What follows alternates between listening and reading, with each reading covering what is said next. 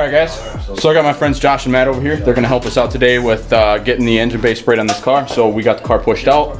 We're gonna get everything tore out of the bay real quick, and then after that they're gonna start scuffing, and while they're scuffing, I'm gonna stick the wheels and everything back on the white car here so we can push this one outside and then bring the blue one back in when we spray it, so we're not worried about dust and stuff. Because it's a little breezy today, but we got it backed out for a little natural light so they can help with cleaning and scuffing and getting the bay prepped. And then, like I said, we'll get it back in and we'll get that all squared away. But we're gonna get this guy taken apart and we're gonna get moving here. Okay guys, so throughout the video today, I really didn't stop to talk to the camera a whole lot, and there are a couple points in the video here where the camera actually dies and I miss it. So sorry about that. Now you'll see at one point the car is gonna jump from having a hood on in some parts to having no hood and being pushed in the garage a little bit with almost all the parts out of the way, and then it kind of does jump around here and there. And as a result of me not actually talking to the camera a whole lot in this video today, probably 90% of this video is actually going to look like a time lapse. So just to give you guys an idea of what to expect in today's video, if it's something you want to skip through or if you want to watch it all the way through, definitely helps me out if you do, but if you don't, you don't. It is what it is, but I do appreciate you guys checking it out today. So here we go.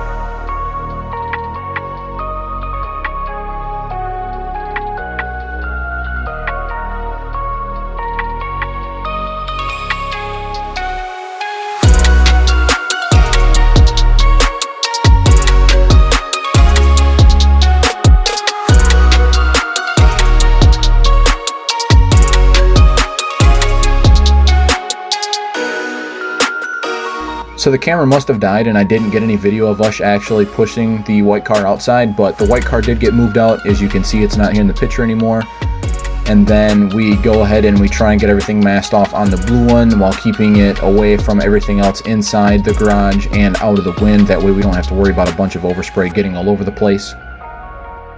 Right here is where we start masking it off. The plan was to pull the subframe right out of the car. I wanted to get it back inside, put it on jack stands, and drop the whole front end right out so we didn't have to worry about it. But being time effective, Matt thought it would be best if we just went ahead and masked everything off with some plastic bags. So that's what you see us doing right now, is we're actually wiping everything down, making sure that we got no dust particles or anything left over. And then we're gonna go ahead and start masking everything off with tape and those plastic bags. And then after we get the tape and everything on, then we go ahead and we wipe it down one more time just to make sure that there was no residual dust getting put back on while we were working with anything else on the car, just to ensure that we get the cleanest finish possible.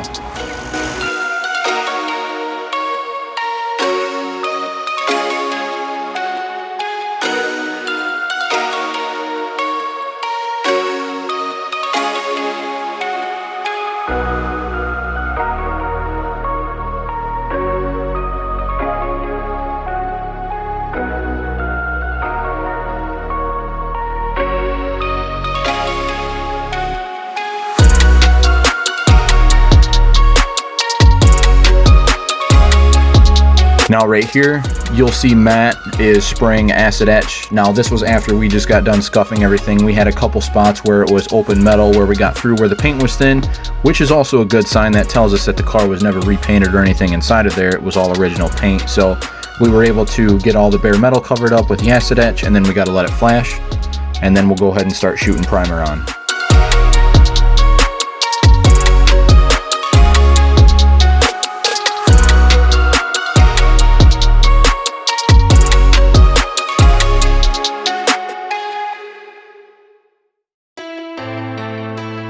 Now right here, you can see Matt shooting the primer on.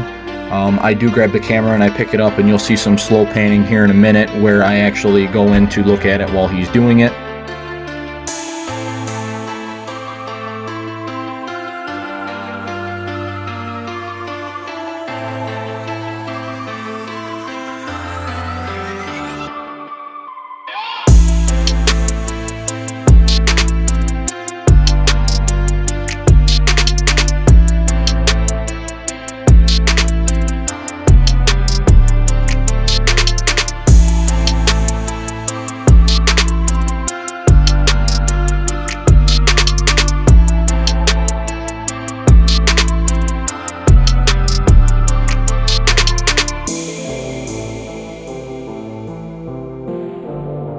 Right here you can see me spraying the core support. I wanted to shoot this with engine enamel black before we shot any color. That way we didn't have to worry about any primer overspray getting on the black or black getting on the blue when we go ahead and finish it, because we are able to cover the black up with blue. So we weren't super worried about black overspray causing a problem. We just didn't want it to be vice versa. Alright guys, so as you've seen, Matt's got he went in with the acid etch, got it all coated in, and then he went over it with the automotive touch-up primer. So now that we're letting the primer flash, I went ahead and shot the black on the core support. That way we wouldn't get any primer overspray on the black.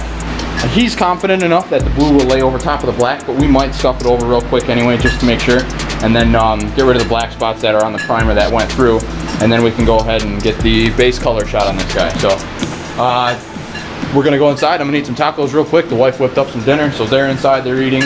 I'm gonna go inside, we're gonna eat quick, we're gonna get back out here, and then we're gonna start shooting color and clear. So we'll be back, guys.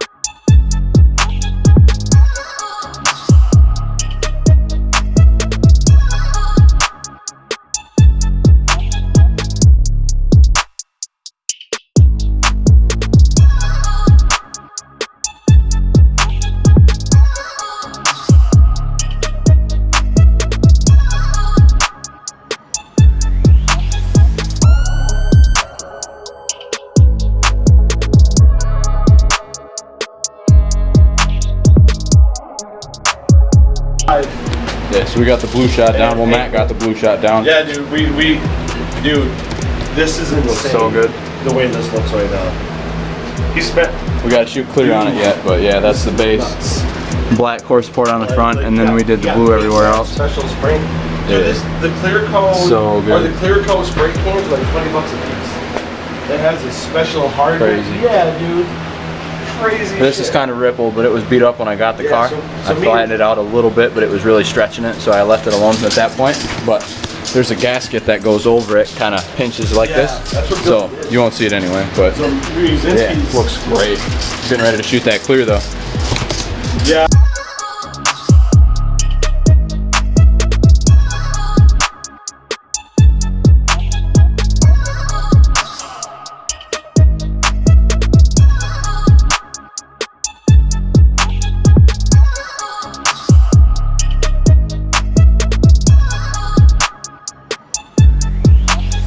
Yeah, look at this clear. How many? We got the first coat on, just 2 individuals.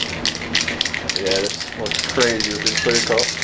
And Matt says it dries looking like this, so we got to put another coat on, and this stuff is gonna look good. Check. The grills in my mouth double as a freeze. The grills in my mouth double as a freeze. The grills in my mouth double as a freeze. The grills in my mouth double as a.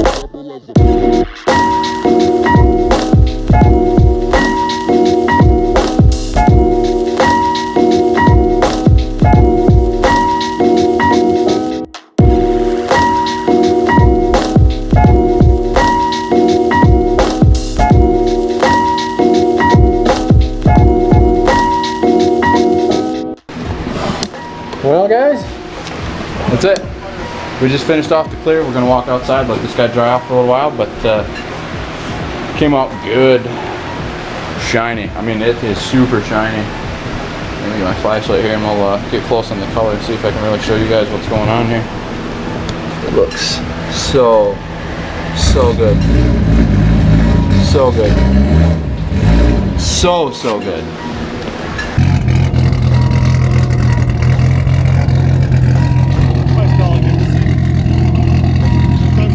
You can hear the camshaft in it. Oh yeah. Yeah, you can hear it rolling. Now that it's cleaned up and everything. Yeah. But I mean, it's not bubbling right now. So I wouldn't expect it to have an issue with the head. If it had a head gasket problem, dude, it would probably be bubbling like Bubbled like crazy when I poured it in, but you know, that's the air coming out. Yeah. You know, I expect that. Listen to them camshafts though, man. Junk. Where's it at?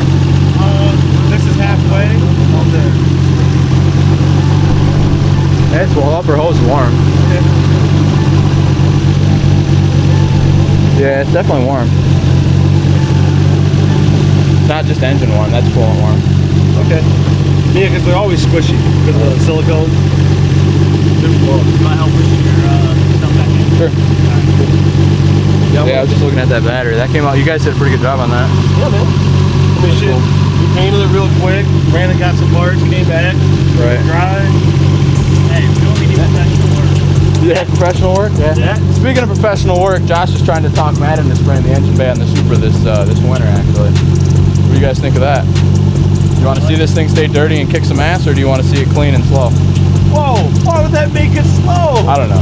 I say the outside should stay. Because you're not spending money on making it faster. The outside should stay the way it is. The engine bay should be like super like. I'm okay with that. Yeah. Like Does it look like shit till the hood opens? Yeah, make the engine bay like easily serviceable. We could do a hot boy pink. Hot boy pink. Nah, I'm good. That's funny. Yeah. Something similar to that blue. Yeah. Paint the engine thing or the whole car. It's all about fun. Might as well just do your powder in that blue, and then we could do like a black bay or something. Yeah. Like a satin black, dude. Maybe. Gotta wear the. That engine bay is so wet. I know, dude. Every time I go and I look at it, it just makes me so happy. I know. Into that, do we know? Is it on the container? Oh, I don't know. No. Looks like it. Goes through here. I'm trying to see if it's like. Looks like it does to me. Yeah, it's hard to fucking tell.